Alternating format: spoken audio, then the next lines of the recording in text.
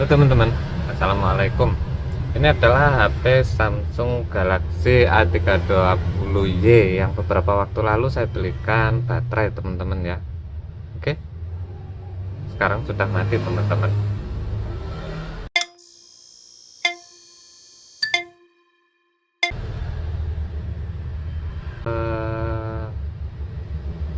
Hidup lagi. Jadi ini saya memiliki kendala di sini teman-teman ya. Teman-teman bisa lihat ini. LCD-nya terangkat teman-teman, tiba-tiba terangkat sendiri ya. Jadi lampunya bocor teman-teman. Ketika saya menekan tombol navigasi ini antara recent dan oke, baterai habis.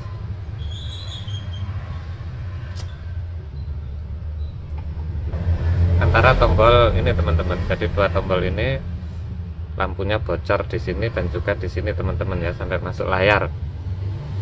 Nah sekarang saya berencana untuk mengeceknya teman-teman, padahal beberapa waktu lalu baru saya belikan baterai, tapi kemungkinan baterainya rusak teman-teman ya, tahu kembung, padahal tidak pernah overcharging dan juga tidak pernah over discharging teman-teman.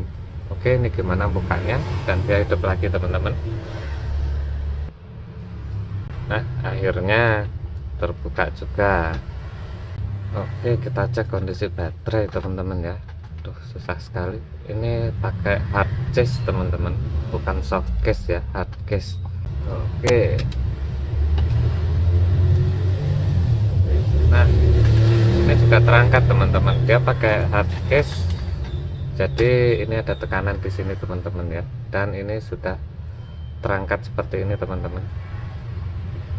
Karena dia pakai hard case jadi tidak kelihatan.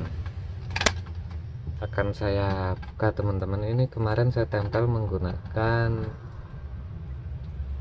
double tip saja teman-teman.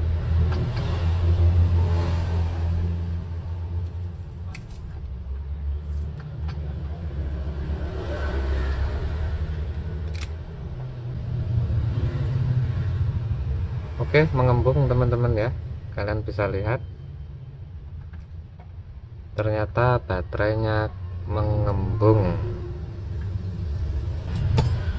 Nah, kalian lihat teman-teman, jadi sudah tidak presisi lagi teman-teman ya. Sini sudah ada selah, karena itu karena sebelumnya dia menggunakan hard case ini teman-teman, makanya dia menekan ke depan, akhirnya LCD terangkat. Oke, akhirnya LCD terangkat teman-teman. Bisa kalian lihat ada jarak di sini, dan ini terus-terusan butut teman-teman. Nah jadi begini teman-teman, karena ini sudah mengalami masalah seperti ini, kemungkinan ada short pada modul chargingnya teman-teman ya. Jadi di masa depan setelah ini saya akan melakukan modifikasi teman-teman, atau upcycle. Di sini saya akan menambahkan keyboard teman-teman. Seperti ini, saya akan menggunakannya sebagai writer pad, alat untuk menulis teman-teman ya, untuk ngeblok dan sebagainya teman-teman. Saya akan menambahkan keyboard seperti ini, namun dengan baterai yang agak tipis teman-teman ya. Jadi hasilnya nanti mungkin tidak setebal Apply Go Zero. Ini dia teman-teman, ini adalah Apply Go Zero 3. Jadi lihat teman-teman ketebalannya. Mungkin nanti saya akan menambah baterai yang tipis, saya akan menggunakan baterai Samsung tablet teman-teman. Jadi hasil akhirnya nanti bisa, ketebalannya bisa menghasilkan mungkin setengah dari Apply Go Zero 3 teman-teman ya. Lebih tipis agar lebih mudah untuk dibawa-bawa teman-teman. Dan karena baterai sudah mengembung, jadi saya akan melepasnya saja teman-teman ya. Saya akan melepas baterai agar tidak merusak mainboard teman-teman, tidak menyebabkan arus balik yang membuat mesin konslet lagi.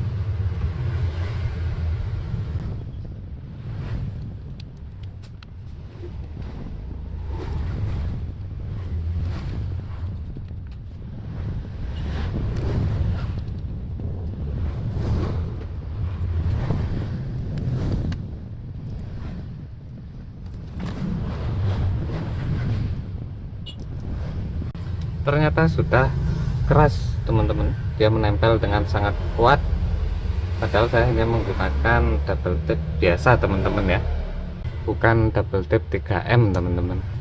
Oke, ini dia teman-teman,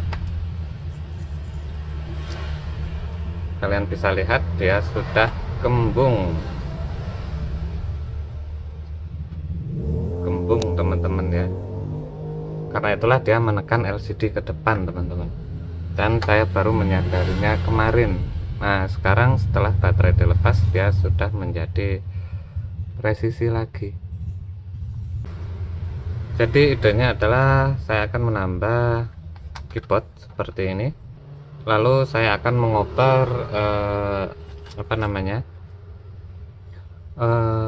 proses charging menggunakan modul eksternal teman-teman ya. Saya akan menggunakan baterai eksternal juga, namun ada kemungkinan nanti saya akan tetap menggunakan BSI bawaan teman-teman untuk mendistribusikan daya ke mesin utama. Dan juga di sini karena sudah menggunakan Type C teman-teman, di sini sudah menggunakan Type C, maka saya tidak akan menambah USB hub teman-teman. Saya akan menggunakan Type C bawaan untuk proses data teman-teman ya. Namun saya harus menambah sebuah komponen bernama Schottky dioda teman-teman, dioda Schottky. Jadi dioda Schottky ini akan mendistribusikan baterai atau daya ke mesin melalui BSI ini teman-teman, BSI bawaan smartphone ini. Namun dioda Schottky tersebut akan menolak arus balik teman-teman ya. Jadi ketika saya menghubungkan Type C ini ke laptop, daya tidak akan masuk ke baterai teman-teman, karena saya sudah menyediakan proses pengisian khusus ya, proses pengisian eksternal yang akan menangani pengisian pada baterai. Jadi pengisian sudah tidak lagi melalui smartphone teman-teman. Itu juga untuk menghindari untuk menghindari baterai mengembung lagi teman-teman ya. Jadi nanti saya akan menambah saklar di antara BSI dan juga baterai di jalur positif teman-teman. Jadi ketika sudah tidak digunakan atau dalam kondisi mati, maka baterai bisa saya putus melalui saklar tersebut, dan saklarnya sekecil ini teman-teman.